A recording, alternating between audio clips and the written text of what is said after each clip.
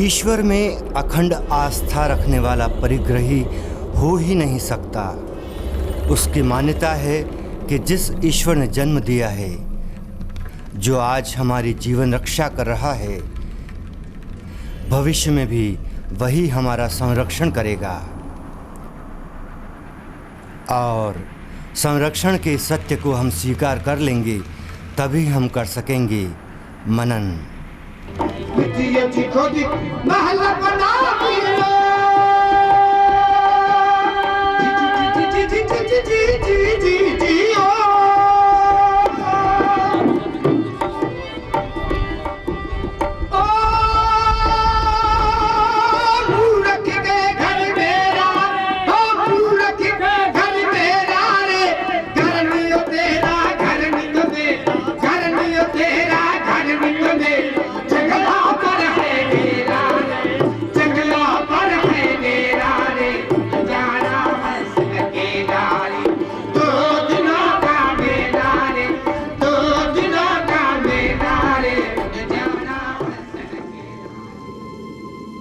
ये संसार क्षणभंगुर है और इस क्षणभंगुर जीवन में हमें सदैव उन सभी का आभारी होना चाहिए जो हमें देते हैं संबल। दरअसल इस अक्षुण्ण अवधारणा को हम आत्मसात कर लें, उस दिशा में अपने पथ प्रशस्त कर लें, तभी हमारा होगा कल्याण।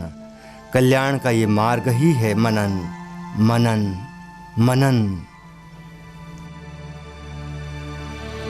यस्यां समुद्र उत सिन्धुरापो यस्यामन्नं पृष्ठयः सम्बभूव यस्यामिदं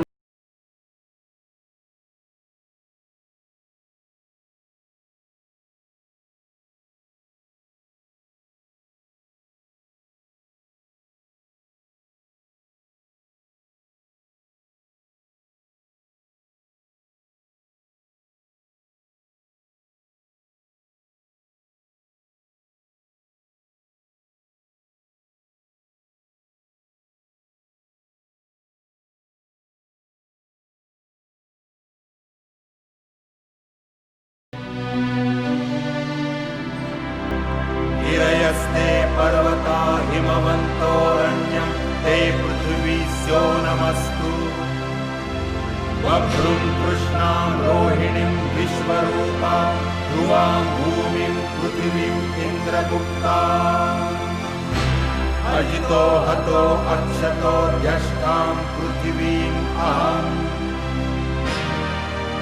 यत्ते मध्यं पृथिवी यच्च नभ्यं यास्त ऊर्जस्तन्वः सम्बभूवुः दासूनो धेयभीनः पवस्व माता भूमिः पुत्रो अहं पृथिव्याः पर्जन्यः पिता स ऊनः पिबर्तु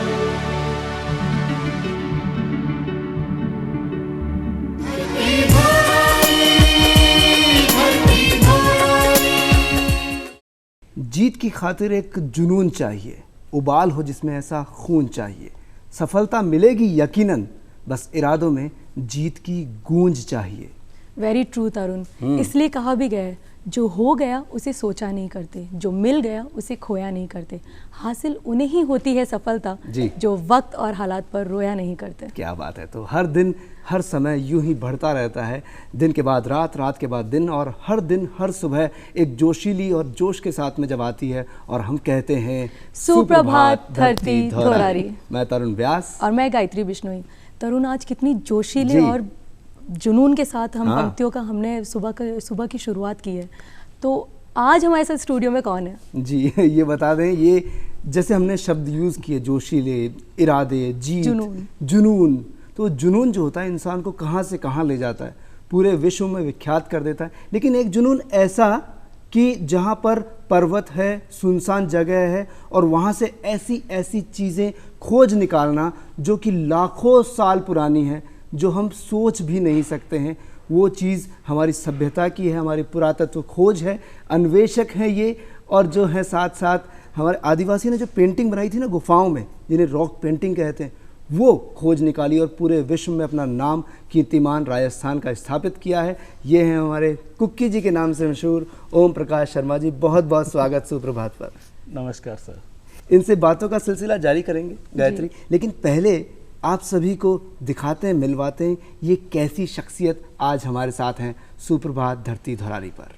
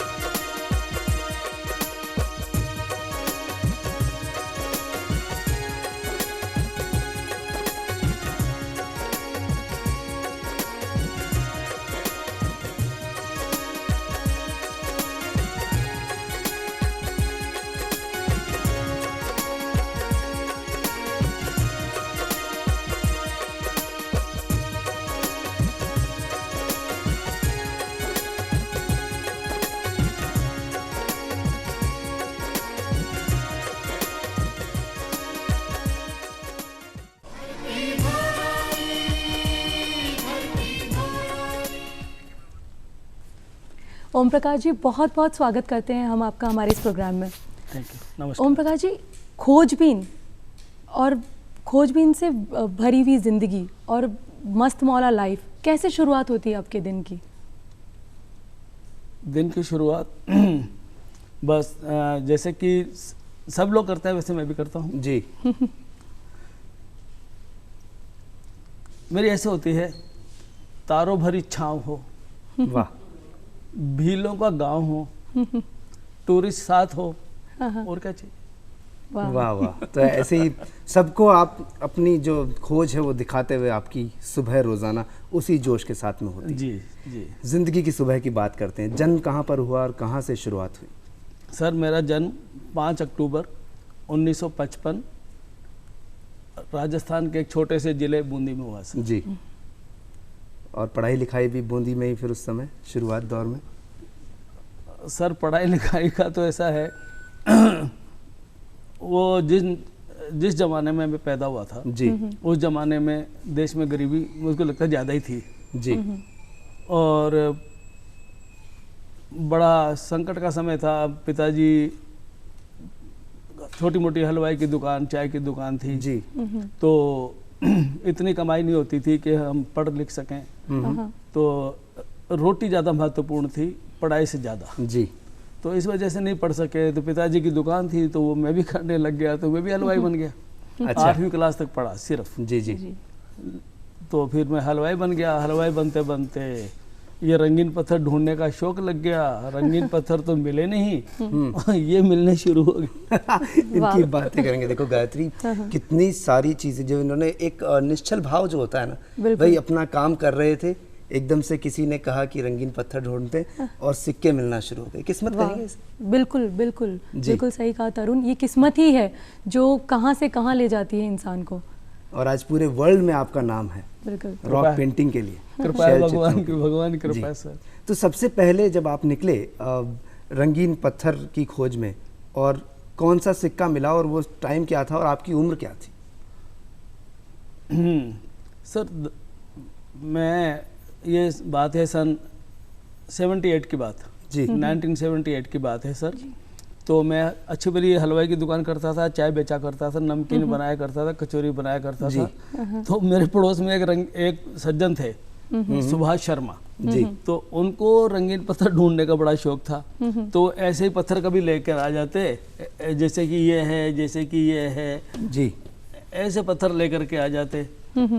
कुक्की देख, मेरे को ये पन्ना मिला, पुखराज मिला, माणक मिला, जो होता कुछ भी नहीं था वो जी। लेकिन वो जयपुर में बहुत महंगा बिकता है, इसके नगीने बनते हैं, रत्ती के भाव से बिकता है।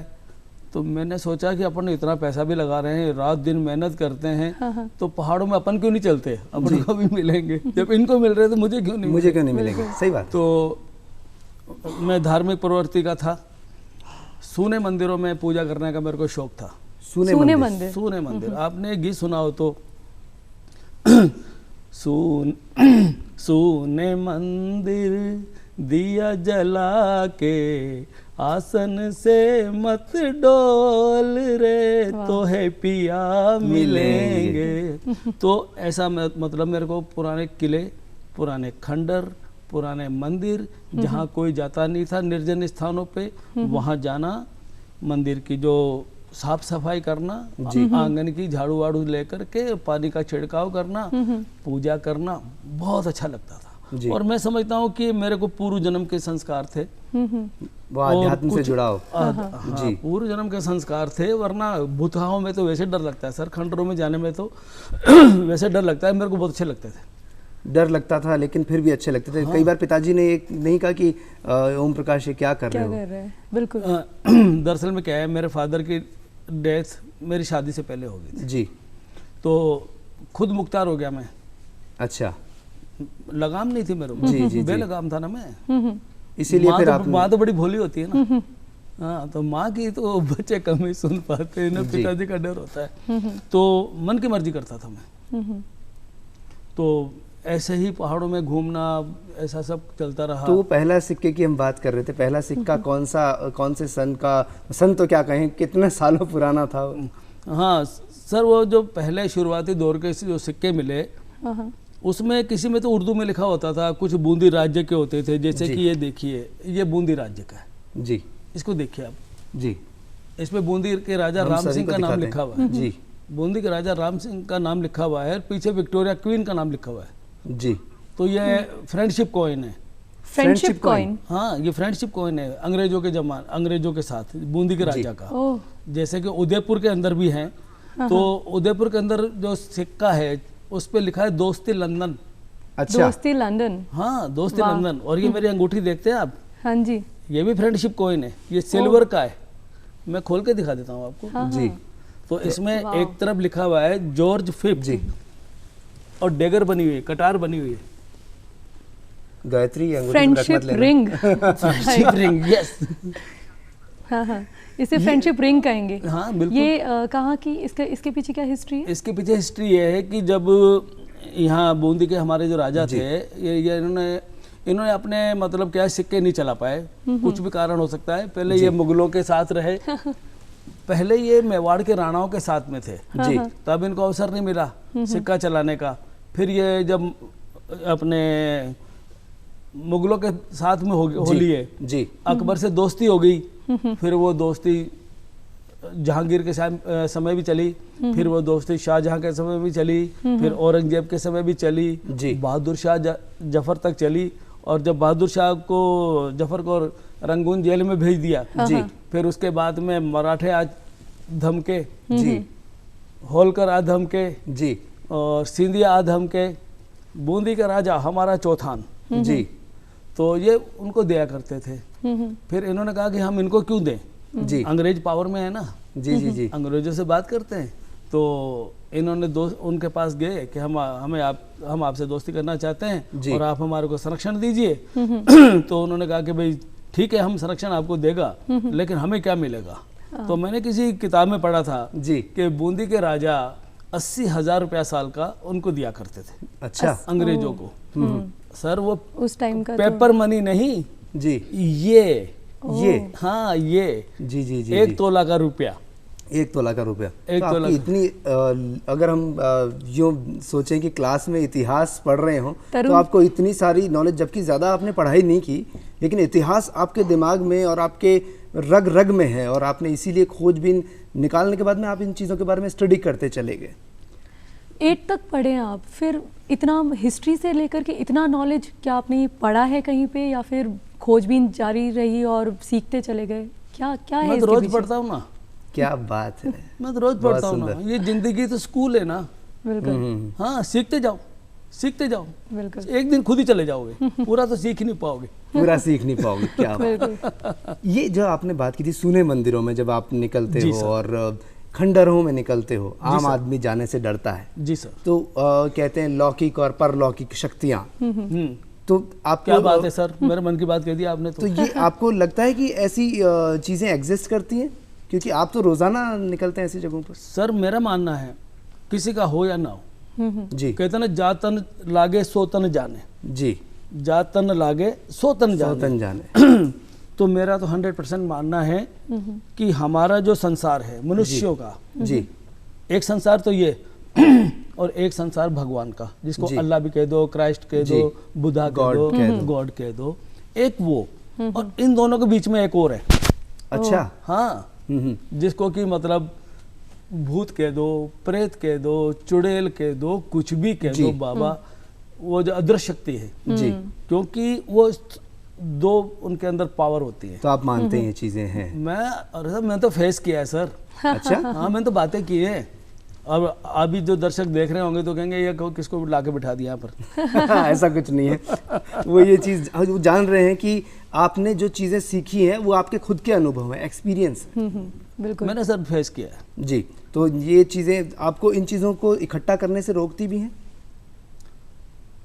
कभी कभी कभी कभी, कभी कभी। तो कुल मिलाकर लेकिन वो हेल्प भी करती हैं कि ये चीज़ें आप बताइए, दुनिया को उजागर कीजिए कि ये यहाँ पर दबी हैं। नहीं सर, ज़्यादातर तो मदद करती हैं सर, जी ज़्यादातर। और ये जो मैं जितना भी ढूंढ पाया हूँ मैं उनकी कृपा से ढूंढ पाया सर। जी भगवान की कृपा तो है ही सही, जी मेरी मेहनत है ही सही, लेकिन उनका भी एक बहुत बड़ा योगदान है सर। जी बिल्कुल। क्योंकि प्रेरणा वो ही देते हैं। आप यकीन नहीं मानेंगे सर, वो कुछ रॉक पेंटिंग साइट मैंने स्वप्न में ढूंढी है। अच्छा। हाँ बिल्कुल। तो मतलब इंसान इन चीज़ों में कोई भी चीज़ को कभी जब करने लगता है तो वो इतना ज़्यादा लीन हो जाता है उस चीज़ के अंदर कि उसको ख्याल ही उसके आते हैं। कहते हैं ना कि अगर आप कोई चीज़ को पाने की बड़ी शिद्दत से कोशिश करते हो तो पूरी दुनिया कायनात लग जाती है आपको मिलाने में। तो आपको सपने में भी आकर बताया जाता है कि इस गुफा को खोजिए, यहाँ या पर इस डायरेक्शन, आपको डायरेक्शंस मिलती है, ऐसा कुछ होता है? अजीब, मेरे को तो चित्र तक देखने को मिलते हैं स्वप्न में ही। जी। गुफाएं, जो पहाड़ मैंने कभी नहीं देखे थे वो पहाड़ मेरे को दिखाती है प्रकृति।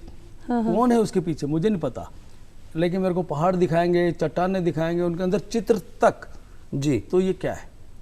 ये कहीं क्या ना है? मतलब कहीं आप कोई मानते हैं आपका कि जुड़ाव है। हाँ बिल्कुल, कहीं ना कहीं ऐसी कोई पावर, ऐसी कोई शक्ति एग्जिस्ट करती है जो कि आपको डायरेक्शन देती है, आपको बताती है कि हाँ हम भी कहीं थे, या फिर हाँ ऐसा महसूस होता है ना जब रॉक पेंटिंग में साइड पे जाता हूँ तो वो भूतहा जगह होती है जी, वहाँ मनुष्य तो जाते नहीं है। यदा कदा कभी कोई चरवाहे चले गए तो चले गए, वो भी ग्रुप में।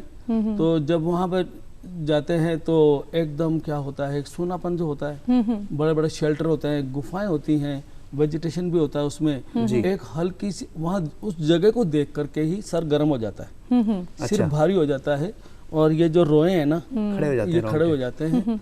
तो मतलब वो फील हो जाता है। सिर्फ एहसास है ये, रूह से महसूस करो। तो ये रूह से महसूस करने वाली चीजें हैं, और वो जो रूह से महसूस वो करवा देती है। जी। तो रूह से महसूस हुआ कि पहली बार सिक्के निकले।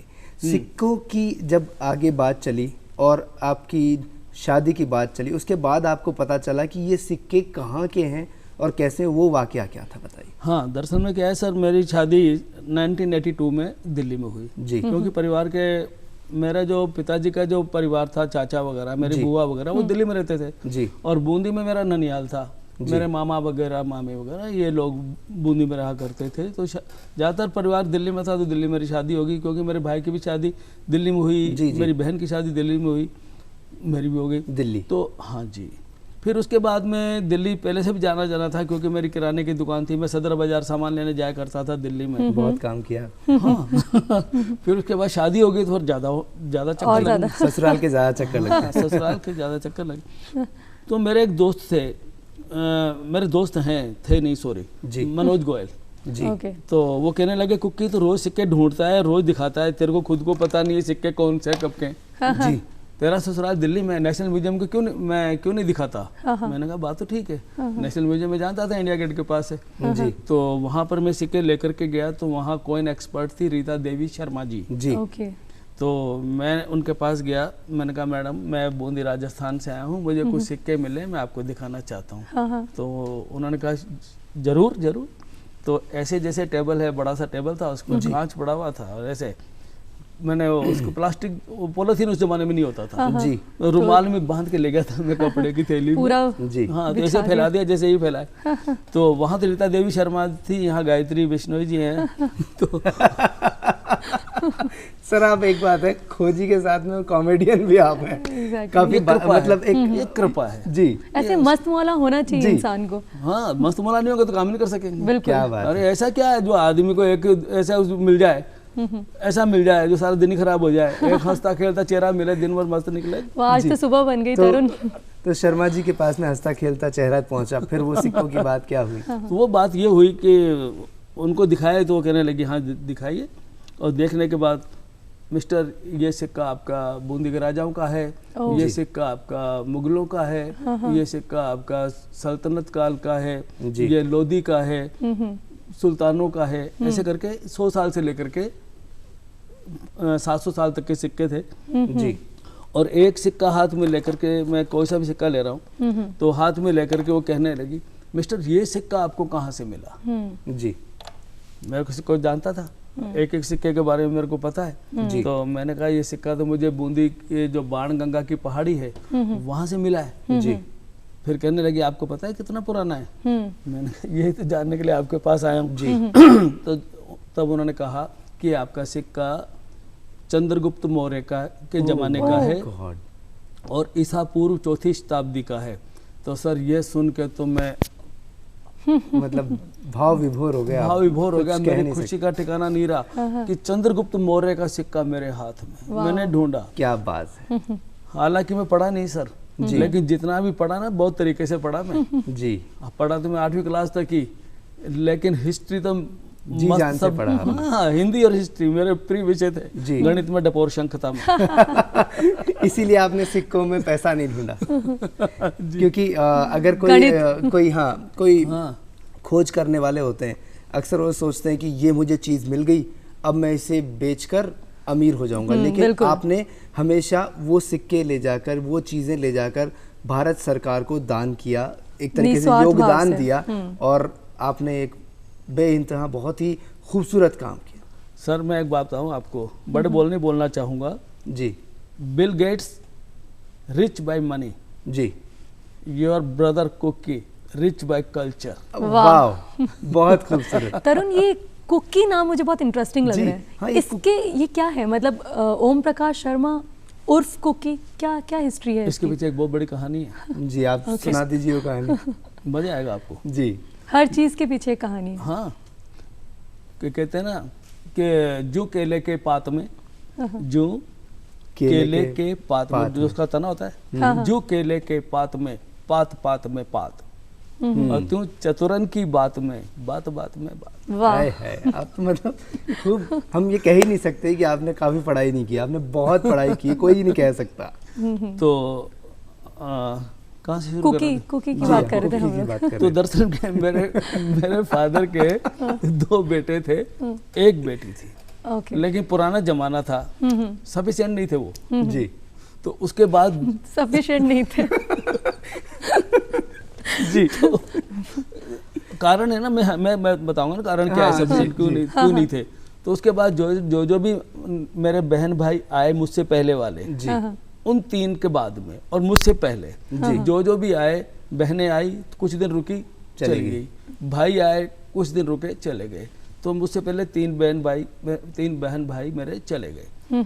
तो जब मैं माता के गर्भ में आया जी, तब मेरे पेरेंट्स को किसी ने कहा कि अब की बार जो आपके संतान हो, लड़का हो तो उसको लड़की बना देना। अच्छा। कपड़े वपड़े पहना करके, ऐसे नाक वाक फोड़ फाड़ करके, जो भी फोड़ फाड़ करके जैसे फूटा हुआ है ना ये तो लड़की बना देना जी।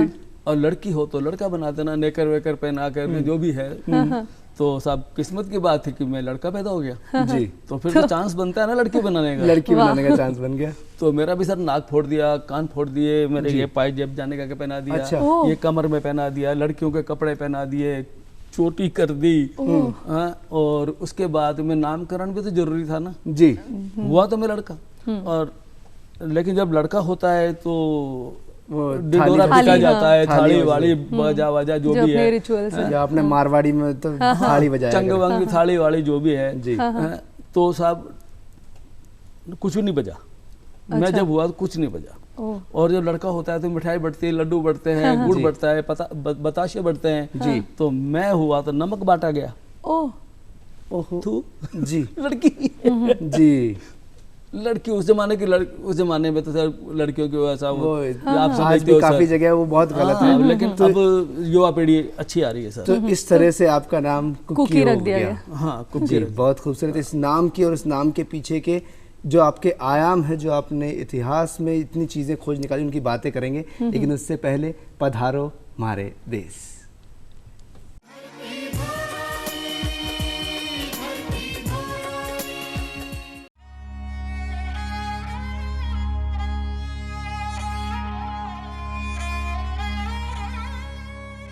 महल की छत में सोने का काम बेहद खूबसूरत। बीकानेर की पारंपरिक चित्रकला शैली के साथ ही सुप्रसिद्ध उस्ता कला भी इन महलों में बिखरी पड़ी है।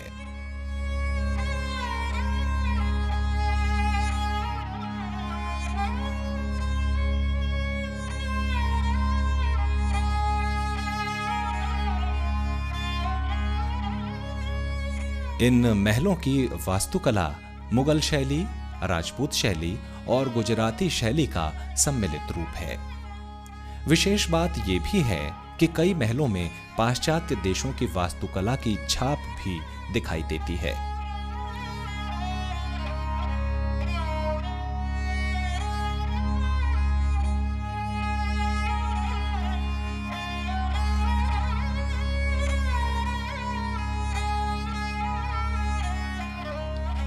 अनूप महल के पास ही बना है ये बादल महल।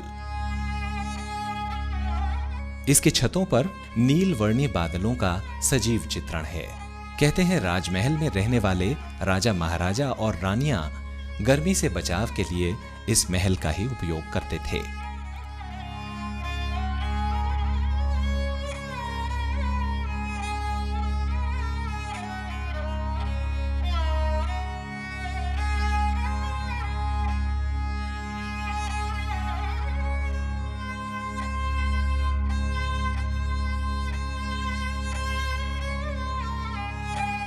बादल नहीं आए तो बादलों का एहसास इस महल से निरंतर होता है। और अब आते हैं किले के सबसे भव्य अनूप महल में।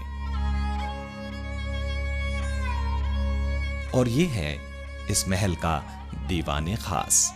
लगता है किसी अनूठे सौंदर्य लोक में आ गए हैं।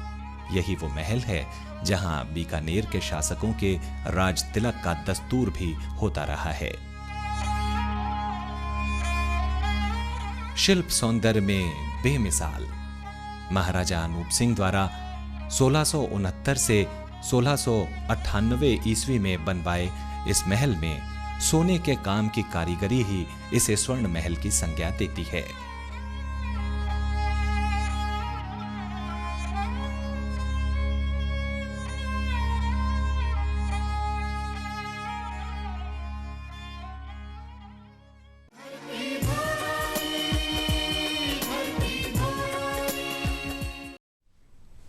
एक बार फिर से आपका स्वागत है हमारे इस प्रोग्राम में। ओम प्रकाश जी से बातें चल रही थी हिस्ट्री से रिलेटेड। जी। कैसे शुरू करते हैं, मतलब सुबह उठते ही आप खोजबीन के लिए निकल जाते हैं या फिर क्या क्या वक्त होता है इन चीज़ों का? एक्चुअली में ऐसा कुछ नहीं है।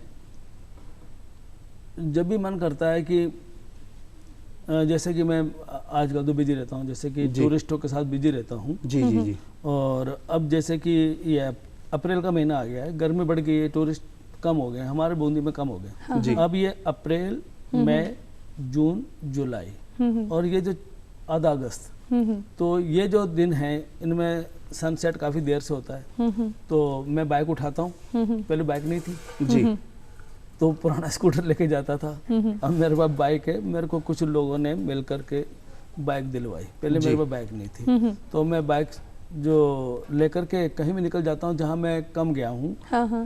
पहले मेरा जो कार्य क्षेत्र था वो सिर्फ बूंदी जिला था जी, अब बूंदी भी है, तो कोटा, बारां, झालावाड़, नई चीजें, नई जगह एक्सप्लोर हाँ, भीलवाड़ा, टोंक, तो मैं और आगे बढ़ना चाहता हूँ। अभी मैं माउंट आबू की तरफ भी गया था जी।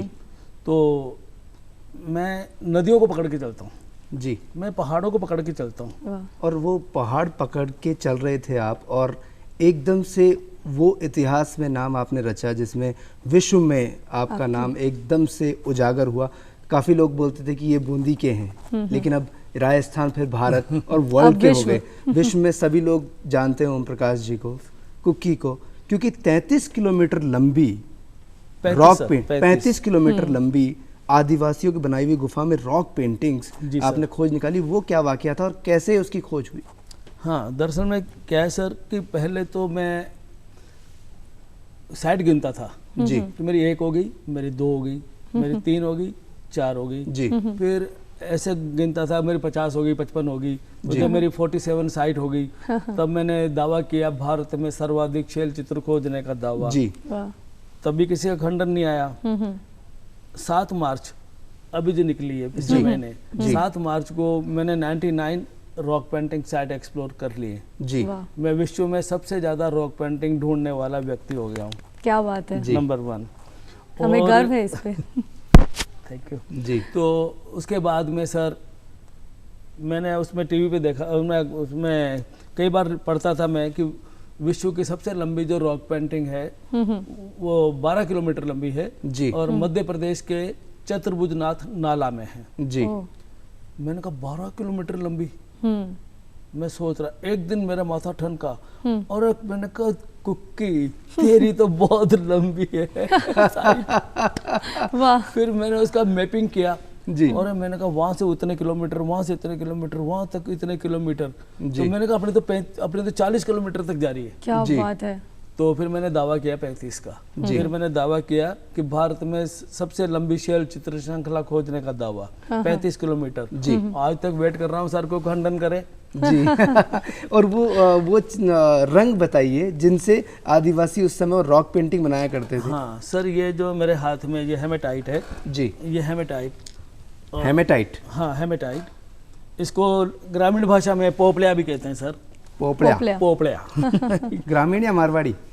ये आपनी वाली भाषा, अपनी हाँ हाडूती की भाषा में तो इसमें इन्हें पोपलियो खेचे। इसको थोड़ा इधर घुमाकर आप हाँ, जरा ये सा करके बताएं हाँ, कैसे? ये देखे ना सर, ये इसमें रंग उभर रहे हैं। हाँ ये देखे ना सर, ये दूसरा भी देना सर जी, लीजिए। हाँ ये वाला भी दीजिए सर। तो ये रंग के कैसे बनाए जाते होंगे? ये मिट्टी से बनते थे क्या? नहीं सर, जैसे कि अभी इसमें हम पानी की बूंद डालेंगे ना इसमें, तो एकदम कलर तैयार हो जाएगा सर। और जो प्रागैतिहासिक काल के जो मानव थे जी, तो वो सर इसके अंदर जैसे कभी गोंद मिला लिया, कभी एनिमल्स की फैट मिला ली इसके अंदर। अब ये जो चीज़ है ये बड़ी तीखी सी और इधर से चौड़ी, ये भी कुछ अलग आकार लिए हुए है, क्या है जरा बताएं? सर ये हस्त कुठार है और कुल्हाड़ी, हाँ अंग्रेजी में बोले तो हैंड एक्स, हाथ की कुल्हाड़ी। ऐसी कुल्हाड़ियाँ आपको म्यूजियम में देखने को मिलेंगी। और अभी जो यहाँ की जो राजस्थान सरकार पुरातत्व विभाग ने जो किताब छापी है, 1-2 कुछ और किताबें छपी हैं जी, तो उसमें मेरी ये कुल्हाड़ी का फोटो जी। तो ये कुल्हाड़ी से उस समय के जो लोग थे, ये मल्टीपर्पज टूल है सर जी। ये जैसे कि भाले का भी काम ये करती है। अगर इसकी बात करें ओम प्रकाश जी, तो कितनी पुरानी है? बिल्कुल, गायत्री यही सोच रही है कितनी साल पुरानी पुरानी है। होगी? हाँ सर, वैसे तो सर ये 3 लाख से 1.5 लाख साल पुरानी है। 3 लाख से 1.5 लाख साल? हाँ, और क्योंकि अशूलियन पीरियड आता है, फिर इसके बाद में मिडिल पैलेलिथिक पीरियड आता है जी, वो 1.5 लाख से 60,000 साल पुराना है। उसके बाद फिर अपर ये जो है ये वाला जो पीरियड है ये अपर पैलेलिथिक कहलाता है सर जी, ये अपर पैलेलिथिक कहलाता है सर। ये आपने पढ़ाई करते गए तो आपको इनके बारे में ये कहाँ से ज्ञान होता चला गया? ये कितने? ये 30,000 से 10,000 साल पुराना है। 30,000। हम तो बड़े खुशनसीब हैं कि इन्हें आज हाथ से टच करके देख पा रहे बिल्कुल हैं। तरुण। और ये देखिए, ये माइक्रोलिथिक है सर जी। ये माइक्रोलिथिक है, ये 10,000 से 4,000 साल पुराने हैं। 10,000 से 4,000 साल पुराने। अच्छा, इसमें जो ये एजेस जो काटी हुई हैं, इसका कारण क्या होता था? जैसे अगर इसको हम देखें तो यहाँ देखिए, ये इस तरीके से कट किया हुआ है इस पत्थर को, इस टुकड़े को। तो वो जो कट किए हुए टुकड़े होते थे वो कुछ काम आते थे, ये कुछ काम आता था? ये तो वेस्टेज है। ये वेस्टेज है। हाँ, इसको बोलते हैं रेजुविनेटेड कोर। जी। तो इसको कोर बोलते हैं। इस कोर में से ऐसे फलक निकाले हुए हैं सर। ये तो अपर पैलेलिथिक पीरियड के हैं। जी। इसमें से ये फलक निकाले हुए हैं। ये इन पत्थर में से कोर निकले हैं? हाँ, इन पत्थरों में से देखो ना, ये लेयर जो निकलती थी। हाँ, ये देखो ना, ये टूटे हुए। ये देखिए, देखो आप देखिए गायत्री जी, ये इनमें से निकाले हुए हैं। ये किस काम आते थे ओम प्रकाश जी? ये जैसे जो फलक निकाले, इसमें से चीर करके जो एक पत्थर का एक तिकोना सा टुकड़ा निकलता हो। हाँ, उसको एरोहेड बोलते हैं। जी। एरोहेड। तो जैसे तीर कमान होता है सर जी। तो उसमें जो डंडी होती है, तीर उसके तीर कमान की हाँ कमान नहीं, वो तो धनुष का होता है, उसकी जो डंडी होती है जी, बैम्बू की। जैसे हाँ। उसके आगे उस जमाने में तो सर मेटल नहीं था जी। ना, तो आयरन कॉपर एज था, ना आयरन एज था, ना गोल्ड था, ना सिल्वर था। ठीक है। तो ऐसे ही कोर में से निकाल करके, इसी कोर में से निकाल करके, जैसे कि ये देखिए ना सर जी, शार्प है ये काफी। हाँ, तो ये उसमें आगे लगाते थे अग्रभाग में शिकार करने के लिए। तो उसमें जैसे छोटे पक्षियों का शिकार है, जैसे छोटे मछलियों का। जानवरों का शिकार है। फिर वो जो आदि मानव जो गुफाओं में रहता था, गुफाओं के सामने पानी बहता था, नदियां होती थी जी। तो वहाँ पर बैम्बू बांस की जो बांस होता था, तो बांस की उसकी लकड़ी में आगे फंसा करके तो ऐसे उसका मछलियों का शिकार किया करते थे जी। और ये जो ब्लेड्स वगैरह हैं, तीखे ब्लेड्स हैं जी, ये उसके चाकू हैं जी। ये चाकू है उस जमाने का। ये उस देखिए, जमाने के चाकू हैं। वाह। गायत्री, उस जमाने का चाकू। हाँ, और इतना खतरनाक होता था उस समय भी। ये देखो ना, इसमें डबल एज है। देखिए आप, डबल एज है। ये भी हम देख पा रहे हैं, बड़ा धारदार है। इस समय भी इसकी धार गई नहीं है। काफी शार्प है। हाँ, ये देखिए ना, इसमें एज है। और ये देखो जैसे कोई सिक्के बज रहे हैं जी। ये अपर पैलेलिथिक पीरियड है जी। अच्छा, आपने अब ये तो उस समय था जब मेटल नहीं था जी। फिर मेटल वाली चीज़ आपने खोजी, जो कि कौन सी थी? अभी सर मेटल के पहले में एक सभ्यता और छूट गई हमारी। ये वाली? हाँ, हम इस पे आएंगे सर जी, क्रम से आएंगे जी। जैसे कि मैंने आपको बताया, ये अपर पैलेलिथिक पीरियड जी। फिर उसके बाद ये माइक्रोलिथिक पीरियड, फिर उसके बाद में सर उसी पीरियड में, अपर पैलेलिथिक पीरियड में, अभी देखिए आप, अफ्रीका के अंदर ऑस्ट्रिच है जी, शुतुरमुर्ग जी। लेकिन हमारे राजस्थान, हमारे इंडिया में, हमारे राजस्थान में भी शुतुरमुर्ग रहा करते थे। अच्छा, ऑस्ट्रिच थे हमारे यहाँ अभी पर। भी है? अब नहीं है। अब अभी काफी कम है, बट नहीं, वो तो इम्पोर्ट वाले होंगे, कैसे मंगा लिया तो। और ये क्या उसी से रिलेटेड है? हाँ, ये शुतुरमुर्ग के अंडों के छिलके हैं। इतने लकड़ी टाइप के, इतने हाँ, मोटे, इतने हार्ड जी। ये इसका जी, ये इसका शेल अपन देख सकते हैं ऊपर से। हाँ, इसमें डॉट भी हैं सर, दाने दाने बने हुए। हाँ, तो हमारा जो देश है अफ्रीका से जुड़ा हुआ था, पहले आपने पढ़ा होगा जी। मैंने भी थोड़ा थोड़ा सा पढ़ा है। तो जैसे कि हाथी वहाँ मिलता है तो हाथी हमारे यहाँ भी है जी। लायन वहाँ पर है तो लायन हमारे यहाँ भी है जी। इसके अलावा ऑस्ट्रिच वहाँ पर थे तो ऑस्ट्रिच हमारे यहाँ भी थे। वहाँ पर हैं तो हमारे यहाँ भी थे। इसके अलावा जिराफ वहाँ पर थे, हैं जिराफ हमारे यहाँ भी थे जी। हमारे यहाँ की जो रॉक पेंटिंग में जिराफ के फिगर मिलते हैं सर। जी हाँ, वो आपकी एक जो अखबार में छवि थी उसमें कहीं कुछ जानवरों के चित्र उकेरे गए थे। लेकिन एक बात और, जब रॉक पेंटिंग के लिए आप ढूंढने जाते हैं तो जंगल दर जंगल घूमते चले जाते हैं। कुछ ऐसे इलाके होते हैं जो कि बिल्कुल सुनसान, तो जानवरों का, वाइल्ड लाइफ का भय रहता है? सर भय तो रहता है ना, भय तो जैसे कि सांप है उनका भी रहता है, भय जानवरों का तो रहता है, लेकिन इससे बड़ा डर भय जो है ना इंसान का होता है सर। वो कैसे? क्योंकि उसमें कुछ इलीगल माइंस करने वाले लोग जी, कुछ शराब बनाने वाले लोग, कुछ माफिया लोग जी, कुछ शिकारी लोग, उनको शहरी बाबू सुहाता नहीं है ना जी। भाई ये क्यों, मतलब इसमें इंटरफेयर कर रहा है, पहाड़ में क्यों घूम रहा है, ये हमारे जंगल में क्यों, हाँ हमारे जंगल में क्यों। तो जैसे कोई अवैध खनन कर रहा है तो हमने उसका फोटो खींच लिया और उसको हमने अखबार वालों को दे दिया, तो हम तो बचाएंगे ना उसको, क्योंकि सभ्यता है वो, और सभ्यता का नाश हो रहा है। हाँ, तो हम तो बचाएंगे। क्या मैसेज देंगे उन्हें आप जो ऐसा करते हैं? उनको मैसेज ये बड़ा टिपिकल प्रश्न पूछ लिया जी। भगवान सद्बुद्धि दें उनको, और क्या मैसेज देंगे? भगवान उनको सद्बुद्धि दें, वो अपने समझें, उनके बच्चे बच्चे स्कूल जाएं, वो नहीं गए तो इसलिए ऐसा करते हैं, उनके बच्चे बच्चे स्कूल जाएं तो और उनकी पीढ़ी के लिए भी ये चीज़ें छोड़े ताकि वो भी ये सब चीज़ें देख सके। हम लोग ये ऐसी बातें ना करें इन सबको देख करके कि ये कभी हुआ करते थे जी। तो इस बीच वाइल्ड लाइफ की बात चली है, आपने गिद्धों पर भी काम किया, गिद्धों की काफ़ी जो आपने फैमिलीज है ढूंढ निकाली।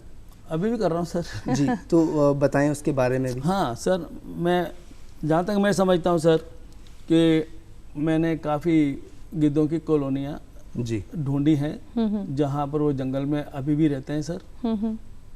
कुछ गिद्ध केनियंस में रहते हैं, गोरजेज में, जहाँ जिसको हम खाई बोले या नाला बोले जी। तो ऐसी गहरी गहरी खाइयों में उसमें लॉन्ग बिल्ड वल्चर रहते हैं जी। उसकी मैंने बहुत सारी कॉलोनियाँ ढूंढ रखी हैं जी। इसके अलावा एक गिद्ध और है जो अभी रेयर होता जा रहा है जी, लेकिन हमारे यहाँ है जी, उसको बोलते हैं सफ़ेद पीठ वाला गिद्ध, जी, इंग्लिश में बोले तो वाइट रम्प्ड वल्चर जी। तो उसकी भी मैंने कॉलोनियाँ ढूंढ रखी हैं। इसके अलावा इजिप्शियन वल्चर हमारे यहाँ देखने को काफ़ी मिलता है जी, जिसकी पीली चोंच होती है, येलो बीक। और इसके अलावा हमारे यहाँ किंग वल्चर भी होता है जी, जिसको राजगिद्ध बोलते हैं, लाल सिर वाला जो गर्दन वाला गिद्ध होता है। इसके अलावा हमारे यहाँ जो बड़े बड़े जो जानवर मर जाते हैं उनके जो कारकस होते हैं जी, तो उनके ऊपर जब झुंड आते हैं 100 के लगभग अभी भी आते हैं सर जी। 100 सवा 100। लेकिन आजकल शहरों में तो बिल्कुल नजर नहीं आते, पहले नजर आया शहरों से करते तो थे। पलायन कर गए, लेकिन खुशी की बात है सर हमारे बूंदी के किले पे गिद्ध दिखते हैं आजकल जी। और किले और ऐसी सुनसान जगह ज्यादा ये प्राणी नजर आता है जी, है ना, जीव नजर आता है जी सर। तो ऐसे मतलब वो गिद्ध भी यहाँ पर देखने को मिलते हैं जो हिमालयन ग्रेफान है, यूरेशियन है जी। वो हमारे आपने एक टीले की बात करते हैं, जो आपने टीला खोज निकाला, और उसके बारे में कौन से एज का था वो? किला एक खोज निकाला है आपने। हाँ, मैंने उसके बारे में बताइए। अभी कुछ दिन पहले ही किला ढूंढा है जी। अब बताओ, किला भी को ढूंढने की चीज है वो तो सबको दिख ही जाएगा, सबको दिखता है। तो मैं पहाड़ों की तरफ जब जाता था जी, अभी भी जाता हूँ, तो एक ऐसा किला था पहाड़ की तलहटी में, गांव से काफी पीछे जी। तो जैसे कि मेरे को आकर्षित करता था, आजा भैया जी, बुलाता था जी। तो मैंने कहा फिर आऊंगा। आपको दिखता था वो? मतलब दिखता था और भी जाए तो उनको भी दिखता है, ऐसा नहीं है कि मतलब वो मैंने पहली बार देखा है उसको। तो एक दिन मैं वहां पर गया जी, और वहां जाकर के मैं तो हैरान हो गया सर। क्या था वहाँ? वहाँ ये था कि जो कहीं नहीं था वो वहां पर था। अरे वाह। जैसे कि आपका नाहरगढ़ फोर्ट जी, आमेर का किला जी, और जाने कौन कौन से किले हैं आपके जयपुर में तो बहुत किले हैं जैसे कि मेहरानगढ़ जी, जैसे कि हाँ मेहरानगढ़ जोधपुर, जैसे कि बीकानेर का किला, जैसे कि तो वैसा ही किला, उसकी साइज सुनिए सर, जैसे कि रणथंभौर का किला, हमारे बूंदी का किला, चित्तौड़ का किला, और जैसे कि गागरोन का किला, ये पुराने किले हैं। इन सब में सर चूना लगा हुआ है, सुर्खी डली हुई है जी, पत्थर जुड़े हुए हैं। लेकिन वो जो मैंने अभी वो किला जो ढूंढा है मैंने, फोर्ट ढूंढा है, उसमें सर यहाँ पर तो सैंड स्टोन का पत्थर जुड़ा, उसमें चिन्ह रखा है जी जी जी दीवारों में। और जो मैंने किला ढूंढा है वो लाइम स्टोन का पत्थर है, ब्लू कलर का। Lime stone? हाँ, लाइम स्टोन का है, बहुत पत्थर इतना इतना बड़े, चौकोर बड़े बड़े, वो पत्थर पे पत्थर चुन रखे हैं। उनके अंदर सीमेंट भी नहीं है, ना चूना है, ना रेत क्या है। टेक्नोलॉजी होगी, क्या टेक्नोलॉजी होगी। और आप देखिए इधर भी सीधी सपाट दीवारें हैं जिनके मतलब क्या मजाल है कि 2 इंच आगे पीछे दीवार का कोना हो, मतलब सूत से सूत मिला हुआ जी। इधर भी सूत से सूत मिला हुआ, इधर भी सीधे पत्थर चुन रखे हैं। वो कितने सालों पुराना होगा सर? सर कम से कम 1000 साल तो मान के चलिए सर। उसकी कुछ हिस्ट्री क्या, मतलब वो किनका था, किसने? वो तो हिस्ट्री की बुक्स में है नहीं सर। अच्छा। अब शोध होंगे उसके ऊपर। अच्छा। ओके। हाँ, अब शोध होंगे तब सही डेट निकल। वो कौन सी जगह पर है उसका? वो सर बूंदी जिले के उतराना गांव में है जी। हम जब रणथंभौर जाते हैं बूंदी से, पहले लाखेरी टाउन आता है, कस्बा आता है, लाखेरी कस्बे के 7-8 किलोमीटर पहले जी। तो बूंदी से लगभग 56-57 किलोमीटर जी। की दूरी पे है ये किला उत्तराखंड का। और सर ये जो एरिया जो मैं जहाँ किला ढूंढा है वो वाकई बहुत प्राचीन एरिया है, क्योंकि वहाँ पर मैंने 800-900 साल पुराने मैंने मंदिर ढूंढे हैं। मैंने एक मुखी शिवलिंग वाला मंदिर मैं आपने- वही कह रहा था। तो वहाँ जो लाखेरी टाउन है उसके पास एक तरफ चंबल नदी बहती है जी, दूसरी तरफ बूंदी जिले की सबसे बड़ी जो नदी है मेज नदी जी। तो मेज जैसे चंबल कोटा की तरफ से आ रही है, मेज नदी यहाँ पर मिल रही है। तो वहाँ पर जो एरिया है ऊंचा माउंट है, वहाँ पर एक प्राचीन मंदिर का विशेष है जी। तो वहाँ मुझे एक मुखी 2 शिवलिंग मिले। एक मुखी 2 शिवलिंग जी। हाँ, 2 शिवलिंग है, दोनों एक मुखी हैं। एक शिवलिंग तो करीब 2 फुट के लगभग का है, जिसमें भगवान शिव का चेहरा बना है, जटाएं बनी हुई हैं, नेत्र बने हुए हैं, नासिका बनी है, मुखमंडल बना हुआ है, तो उसमें चेहरा है। और एक है जो करीब 4-4.5 फुट ऊंचा है, उसके अंदर भी चेहरा बना हुआ है। ये तो हो गया करीब 800-900 साल 1000 साल पुराना मंदिर। जी। मंदिर एक मुखी शिवलिंग। इसके अलावा सर मैंने बूंदी में गुप्तकालीन एक मुखी शिवलिंग गुप्तकालीन मंदिर भी ढूंढ रखा है जी, जो कि ईंटों से बना हुआ है और उसकी जो ब्रिक्स है, ब्रिक्स के ऊपर हाथ की जो पंजे की जो लकीरें हैं उनके डिजाइन बने हुए हैं। और वो जो एक मुखी शिवलिंग है वो करीब 5-5 फीट ऊंचा है और करीब इतना मोटा है। और ये देखिए उसमें गुप्त काल की जो कला का नायाब उदाहरण है, मतलब जी नमूना जी। ये इतने नायाब उदाहरण, इतने नमूने आपने खोज निकाले, इस बीच परिवार को समय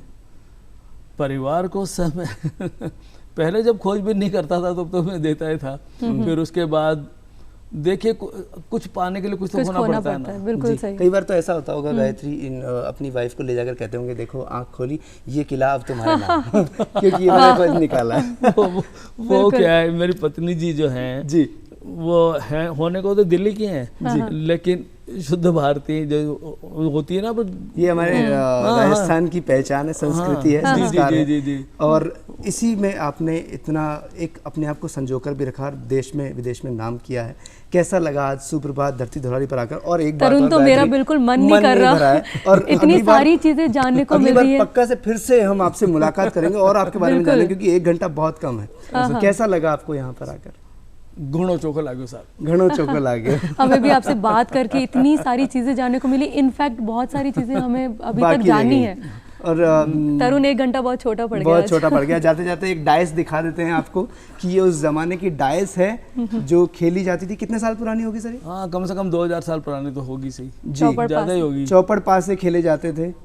और इसमें 6, 5, 4, 3, 2, 1 करके लाइंस बनी हुई है। एंड हम लोग बहुत आश्चर्यचकित हैं ये सब चीजें देख के। अगली बार फिर से आपके जरूर मुलाकात की जाएगी। थैंक यू सो मच, मुझे बहुत अच्छा लगा, बहुत मजा आया आपसे बात करके। आप से यहाँ पर आए और इतनी सारी बातें की हमने और बहुत सारा हमने जाना है। मुझे बहुत अच्छा लगा, बहुत अच्छा लगा। मैं धन्यवाद देना चाहूँगा दूरदर्शन को, डीडी राजस्थान को, जो मुझे इस योग्य समझा और मुझे यहाँ बुलाया। हम भी आपका बहुत बहुत धन्यवाद करते हैं। तो गायत्री चलते हैं लोक नृत्य की ओर और उसके बाद में न्यूज़ हेडलाइंस। बिल्कुल।